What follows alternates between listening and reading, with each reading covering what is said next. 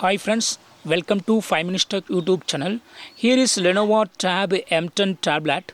In this video, you will learn how to set power button to end calls in your tablet Lenovo Tab M10. First of all, in your tablet, just go to the settings. Go to settings, and then here select accessibility. Click on accessibility, and here you will find power button to end call.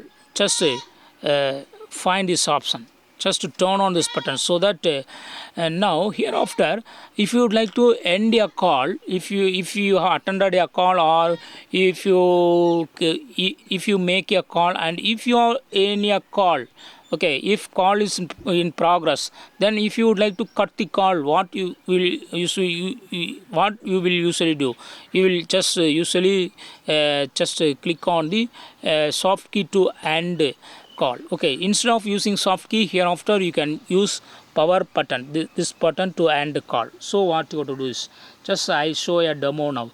I am making a call from another number, and I attend this call, and call is in progress. Okay, usually to cut the call, you will use this soft key. Okay, instead of the soft key, hereafter you can use this power key to end the call. Okay, so you can easily make sure that your call is cut. Okay, so in this way you can easily set power button to end calls in your tablet Lenovo Tab M10.